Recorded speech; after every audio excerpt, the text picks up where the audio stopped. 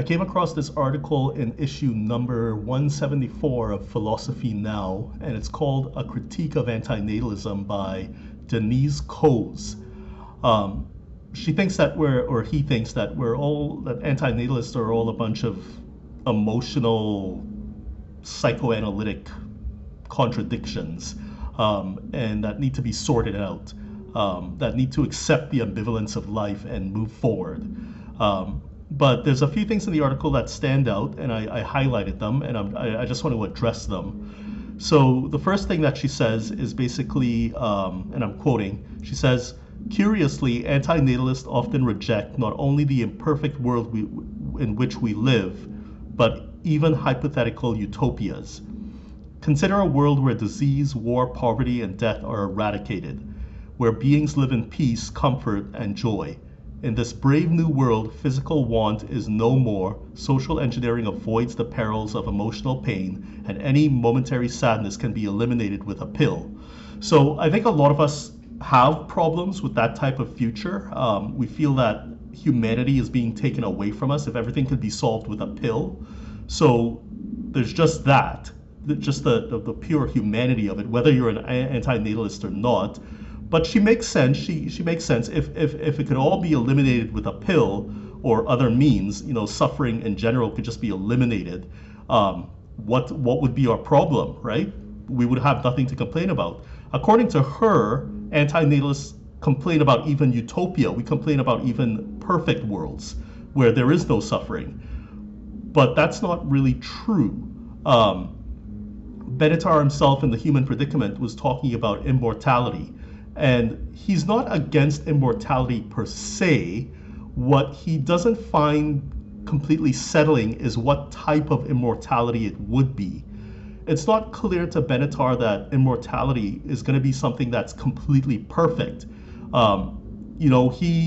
He still believes there would be things like human boredom and misery and sadness and hunger and those types of things. So if immortality was going to be perfect in the sense that there would be no suffering whatsoever, he wouldn't be against immortality just because it's immortality. He would say, yeah, go for it.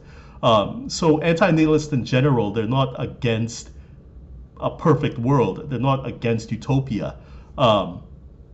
It's just a matter of questioning what type of utopia are we talking about, and is it feasible? Are we able to create this type of utopia? It's not clear at this stage in human development that we can create utopia. It's just a hypothetical. But it also goes on to say, the article goes on to say, and I'm kind of ambivalent on this point, but I think I can wing it. So she goes on to say, or he goes on to say, that even if the world were perfect, antinatalists would still reject imposing life on someone without their consent. And there is something to be said about consent.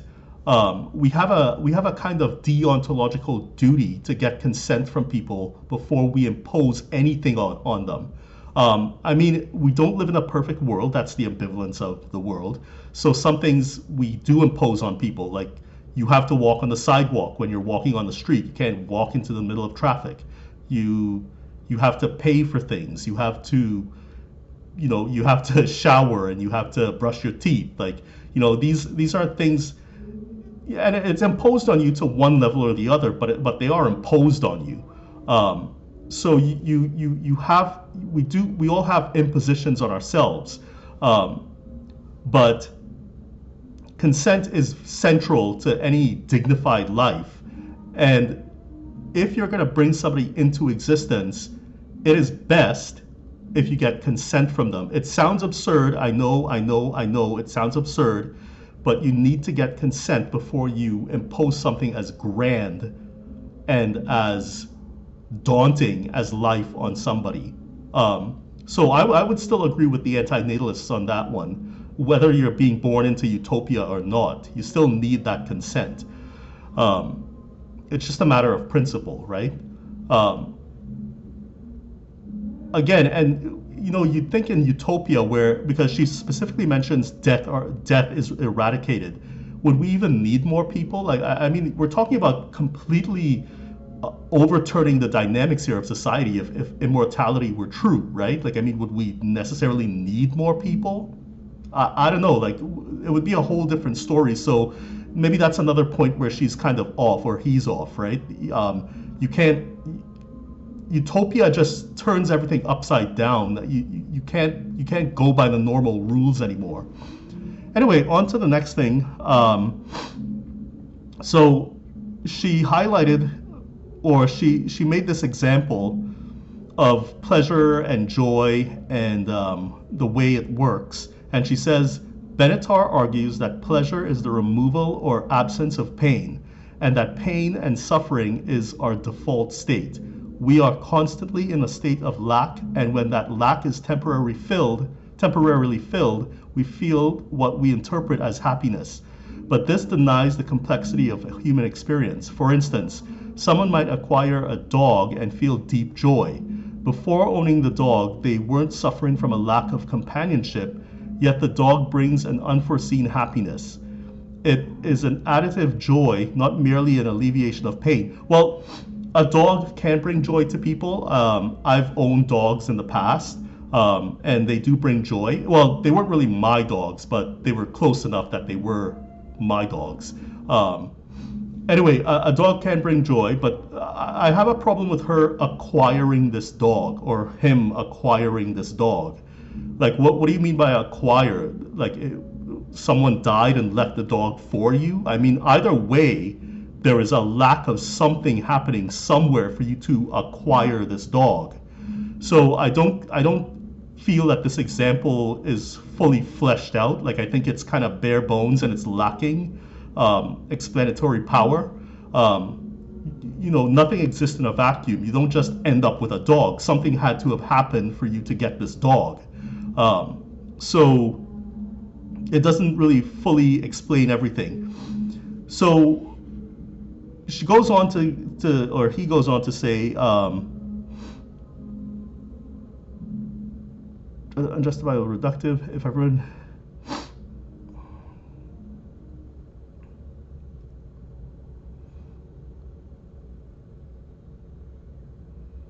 Okay, sorry for the silence. So I don't think antinatalists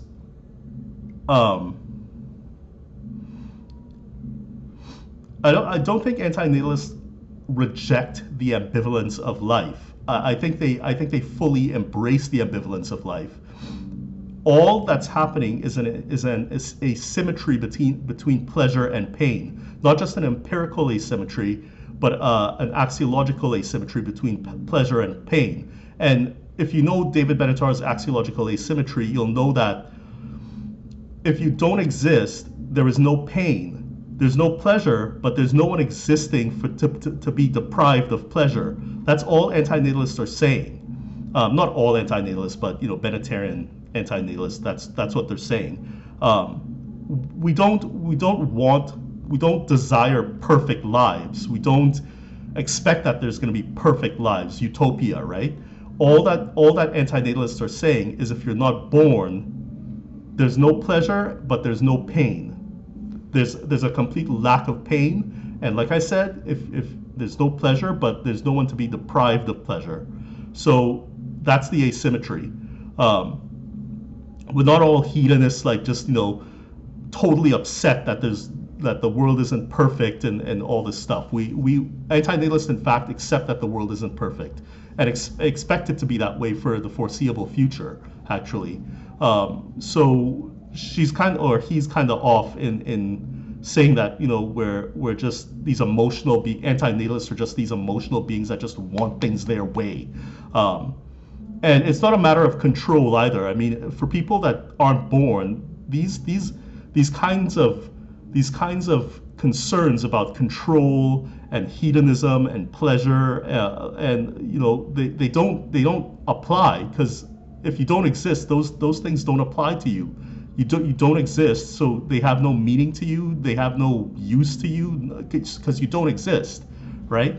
So those are the main things.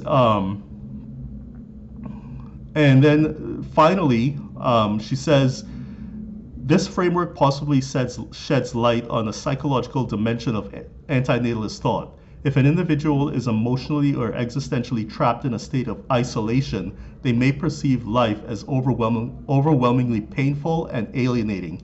So it's not just antinatalists that feel loneliness or pain, discomfort, or grieve, or it's everybody. Everybody feels those things, not just antinatalists.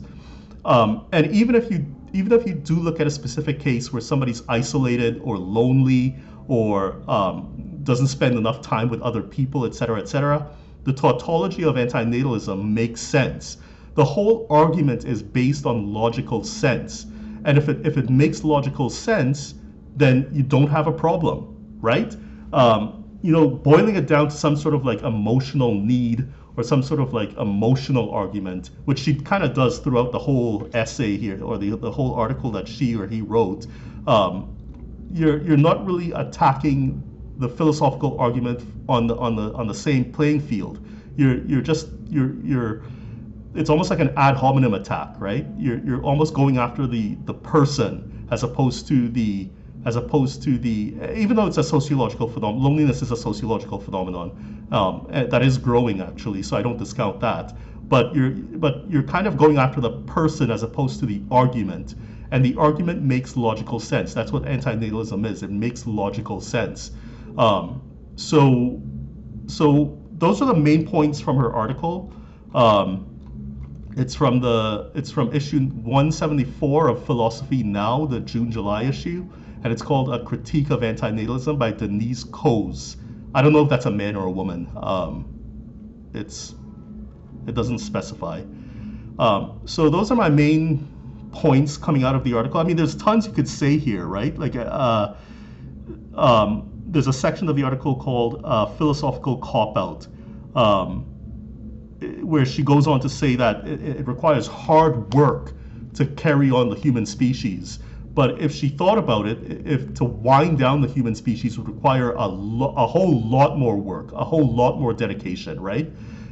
Because we'd be totally flipping the script. So all the normal rules would have to go out the window, right? So capitalism, supply and demand, familial units, society itself would just be, we would have to like reinvent everything. Well, not reinvent everything, but you get the point. It would be hard work to wind down the human race. So it's hard work either way, and I think it would be harder work to actually wind down the human race than to carry on the way we're carrying on. Incidentally enough, we just reached 8,300,000,000 people on the planet Earth. We reached that today, and still going up. So I don't know how far your spatial and temporal reach is. I don't think is ever going to compensate for the vast numbers of human beings on the Earth. It just never will. Anyway, that's all I want to say. Bye.